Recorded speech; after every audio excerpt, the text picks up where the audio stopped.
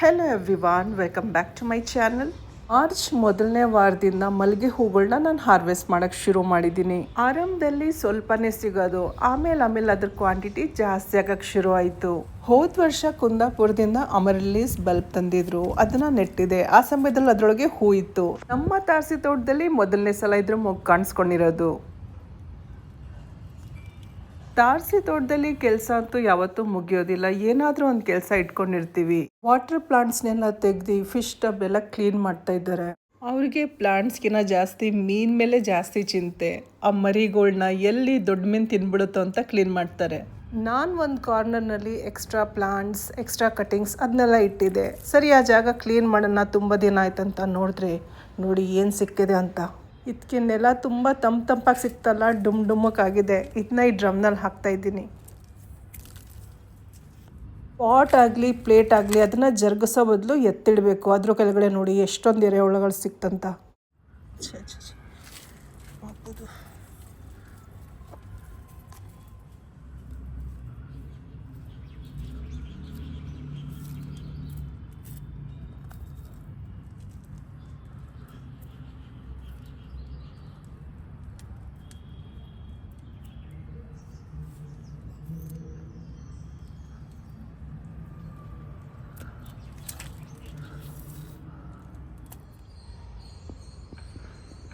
ದಿನಗಳು ಕಳೀತಾ ಇದ್ದಂಗೆ ಹೂಗಳ ಸಂಖ್ಯೆ ಜಾಸ್ತಿ ಆಗ್ತಾ ಬಂತು.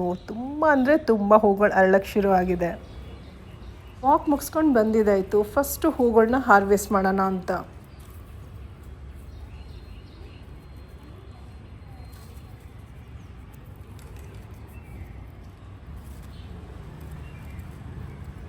ಹೂಗಳ ಸೈಜ್ ಮಾತ್ರ ಚೆನ್ನಾಗಿದೆ. ತುಂಬ ಅಂದರೆ ತುಂಬ ಥಿಕ್ಕಾಗಿದೆ.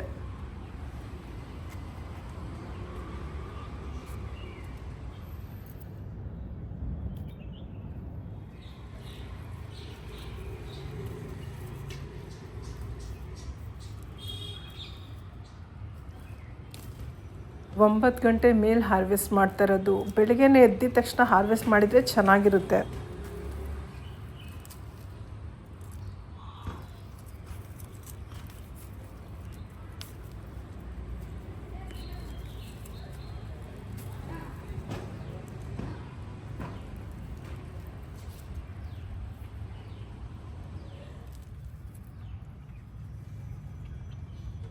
ಇದು ಮಲ್ಲಿಗೆ ಹೂವಿನ ಇನ್ನೊಂದು ವೆರೈಟಿ. ಇದು ಸಣ್ಣ ಪಾಟ್ನಲ್ಲಿ ಬೆಳೆಸಿರೋದು, ಅದರಿಂದ ಹೂಗಳದು ಸ್ವಲ್ಪ ಸೈಜ್ ಕಮ್ಮಿ.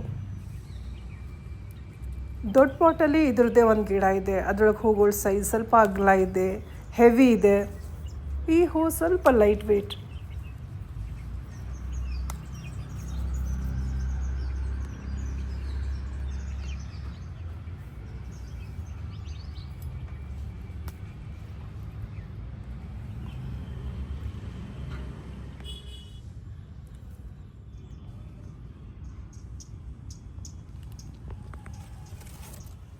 ಕೈ ತುಂಬ ಸಿಕ್ಕಿದೆ ನೋಡಿ.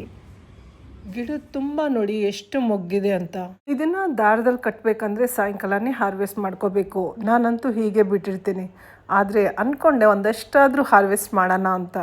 ಇವತ್ತು ಸಂಜೆ ನೋಡ್ತೀನಿ ಒಂದಷ್ಟು ಹೂ ಕುಯ್ಬೋದಾ ಅಂತ. ಮನಸ್ಸಿಲ್ದಲೇ ಒಂದಷ್ಟು ಮೊಗ್ಗಳನ್ನ ಹಾರ್ವೆಸ್ಟ್ ಮಾಡಿಕೊಂಡೆ. ಎಲ್ಲ ಮಾಡೋಕ್ಕೆ ಹೋಗಲಿಲ್ಲ.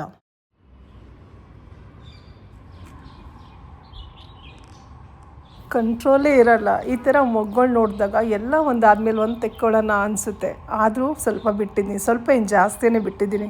ತುಂಬ ಸೈಜ್ ಬಂದಿರೋದಿದೆ. ಇದೆಲ್ಲ ಬೆಳಗ್ಗೆ ಅರಳುತ್ತೆ. ಬೆಳಗ್ಗೆ ಆಗಿದ ತಕ್ಷಣ ಹೂಗಳನ್ನ ಹಾರ್ವೆಸ್ಟ್ ಮಾಡೋಕ್ಕೆ ಬಂದಿದ್ದೀನಿ. ಸುಮಾರು ಹೂಗಳು ಅರಳಿದೆ.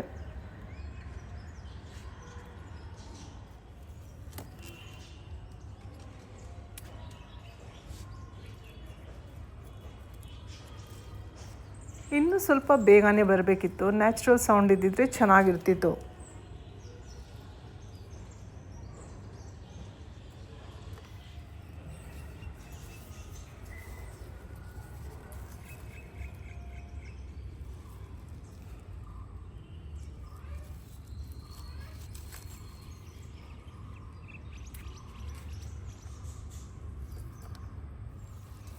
ಒಂದೊಂದು ಸಲ ಹೂಗಳಂತೂ ಕಾಣಿಸೋದೇ ಇಲ್ಲ.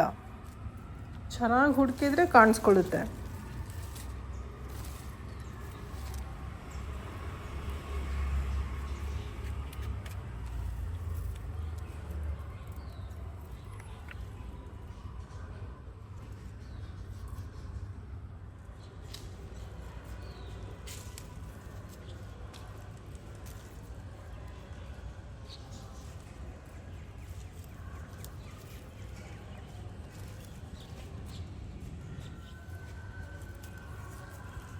ಇದು ಒಂದು ಸೀಸನ್ ಅಷ್ಟೇ, ಒಂದಷ್ಟು ದಿನ ಸಿಗುತ್ತೆ, ಆಮೇಲೆ ಮತ್ತೆ ಹೂಗಳೆಲ್ಲ ಖಾಲಿ ಆಗುತ್ತೆ.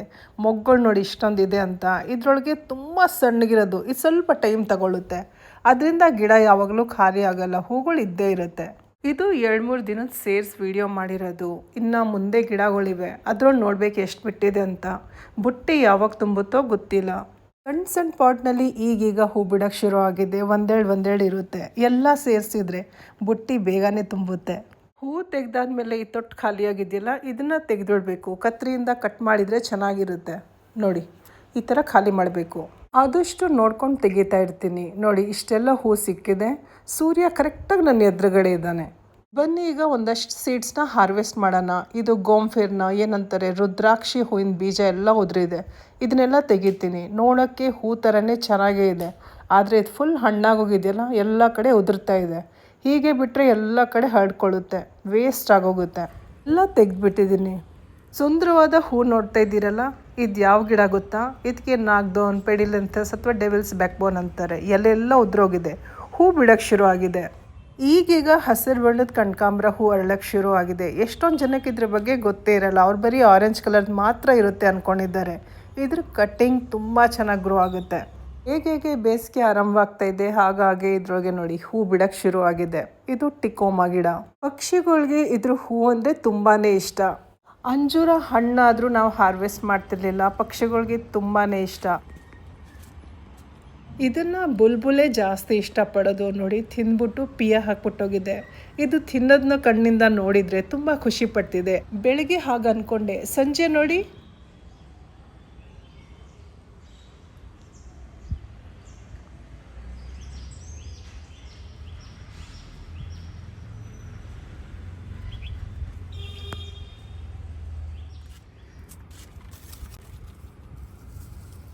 ಇದಂತೂ ಇಷ್ಟೇ ಸೈಜ್ ಇದೆ, ಸಕ್ಕ ಸೈಜ್ ಇದೆ. ಆ್ಯಕ್ಚುಲಿ ನಿಮ್ಗೆ ಗೊತ್ತಾಗುತ್ತೋ ಇಲ್ಲೋ ಗೊತ್ತಿಲ್ಲ, ಕಲ್ಲು ಬಂಡೆ ಥರನೇ ಇದೆ. ಹಣ್ಣು ಯಾವಾಗ ಆಗುತ್ತೋ ಗೊತ್ತಿಲ್ಲ. ಗಾರ್ಲಿಕ್ ವೈನ್ ಗಿಡದಲ್ಲಿ ನೋಡಿ, ಹೂಗಳಂತೂ 1-2 ತಿಂಗಳಿಗೆ ಬಿಡ್ತಾನೆ ಇರುತ್ತೆ. ಈ ಸಲನೇ ಈ ಥರ ನೋಡ್ತಾ ಇರೋದು. ಬೋಗನ್ವಿಲಿಯಾ ಗಿಡದಲ್ಲಿ ಪಿಂಕ್ ಕಲರ್ ಮತ್ತು ವೈಟ್ ಕಲರ್ ಹೂ ಒಟ್ಟಿಗೆ ನೋಡೋಕ್ಕೆ ನಂಗೆ ತುಂಬಾ ಆಸೆ ಇತ್ತು. ಆದರೆ ವೈಟ್ ಇದ್ದಾಗ ಪಿಂಕ್ ಎಲ್ಲ ಖಾಲಿಯಾಗಿತ್ತು. ಈಗ ನೋಡಿ, ವೈಟಲ್ಲಿ ಇಷ್ಟೇ ಉಳಿದಿರೋದು.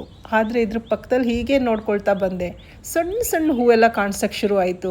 ಇದು ಎಷ್ಟು ಬೇಗ ಸೈಜ್ ತಗೊಳ್ತು ಗೊತ್ತಾ? ನೋಡ್ತಾ ಇದ್ದಂಗೆ ಸೈಜ್ ಬಂದು ಬ್ರಾಂಚಸ್ ಎಲ್ಲ ಫುಲ್ ಆಗಿದೆ. ನನಗಂತೂ ತುಂಬ ಖುಷಿಯಾಗಿದೆ. ಅದೇನೋ ಗೊತ್ತಿಲ್ಲ, ಇವಾಗ ಏನು ಅಂದ್ಕೊಳ್ತೀನಿ ಆ ವಿಶ್ ಎಲ್ಲ ಕಂಪ್ಲೀಟ್ ಆಗುತ್ತೆ. ಕಂಟಿನ್ಯೂಸ್ ಫ್ಲವರಿಂಗ್ ಆಗ್ತಾ ಇದೆ ಗೊತ್ತಾ, ಗಿಡ ಖಾಲಿನೇ ಆಗಲ್ಲ. ಹೂಗಳಂತೂ ಸುಮಾರು ದಿನ ಗಿಡದಲ್ಲಿ ಹೀಗೆ ಇರುತ್ತೆ, ತಾಜಾ. ಮೇಲ್ಗಡೆ ತಾರಸಿ ತೋಟದಲ್ಲಿ ತುಳಸಿ ಗಿಡ ತಾನೇ ಬೆಳೆದಿತ್ತು. ತುಂಬ ವಿಶಾಲವಾಗಿ ಬೆಳೆದಿದೆ, ಯಾವುದೇ ಥರ ಕೇರ್ ತಗೊಂಡಿಲ್ಲ. ಒಳ್ಳೆ ಬಿಸಿಲು ಸಿಗುತ್ತೆ. ಹೀಗಿದ್ರೊಳಗೆ ಬೀಜ ಎಲ್ಲ ರೆಡಿಯಾಗಿದೆ. ಸರಿ, ಹೀಗೆ ಬಿಟ್ಟರೆ ಎಲ್ಲ ಕಡೆ ಹರಡ್ಕೊಳ್ಳುತ್ತೆ ಅಂತ ಇದನ್ನು ಹಾರ್ವೆಸ್ಟ್ ಮಾಡ್ತಾ ಇದ್ದೀನಿ.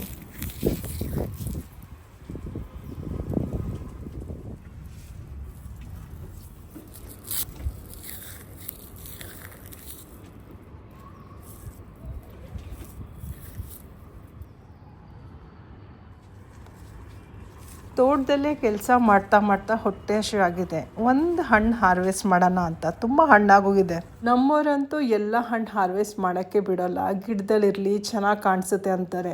ನಮ್ಮ ಗಿಡದ ಹಣ್ಣು ತುಂಬಾ ಸ್ವೀಟ್ ಆಗಿರುತ್ತೆ. ಕೆಳಗಡೆ ಇರುವಂಥ ತಾರಸಿ ತೋಟದಲ್ಲಿ ಡ್ರಮ್ನಲ್ಲಿ ಸಪೋಟ ಗಿಡ ಬೆಳೆಸಿದ್ದೀವಲ್ಲ, ಅದ್ರ ತುಂಬ ಸಪೋಟ.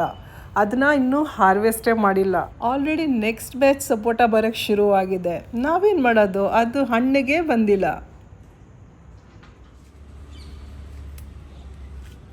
ಸಖತ್ ಕಲರ್ಫುಲ್ ಆಗಿದೆ ನೋಡಿ, ಎಷ್ಟು ಚೆನ್ನಾಗಿದೆ ಅಂತ. ಮಲ್ಲಿಗೆ ಹೂವಿಂದ ಇನ್ನೊಂದು ವೆರೈಟಿ. ಇದಂತೂ 2 ವರ್ಷ ಆದಮೇಲೆ ಇದ್ರೊಳಗೆ ಹೂ ಬಿಡ್ತಾ ಇರೋದು. ಎಲ್ಲಿಂದನೋ ಗಿಡ ತಂದು ನೆಟ್ಟಿದ್ದು. 3-4 ಸಲ ಈ ಗಿಡನ ಟ್ರಿಮ್ ಮಾಡಿದಾಯಿತು. ಕಟ್ಟಿಂಗ್ ಕೂಡ ನೆಟ್ಟಿದೆ. ಕಟ್ಟಿಂಗ್ಸ್ ಅಂತೂ ಬರಲಿಲ್ಲ, ಆದರೆ ಇದ್ರೊಳಗೆ ಮೊಗ್ಗೆಲ್ಲ ಕಾಣಿಸೋಕ್ಕೆ ಶುರು ಆಗಿದೆ.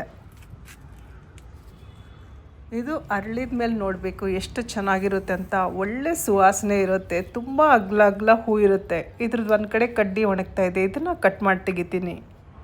ಅರಳಿರೋ ಅಂತ ಹೂಗಳು ನೋಡಿ ಎಷ್ಟು ಚೆನ್ನಾಗಿದೆ ಅಂತ. ನೋಡೋಕ್ಕೆ ಎಷ್ಟು ಸುಂದರವಾಗಿದೆಯೋ, ಇದ್ರ ಸುವಾಸನೆಯೂ ಅಷ್ಟೇ ಚೆಂದ.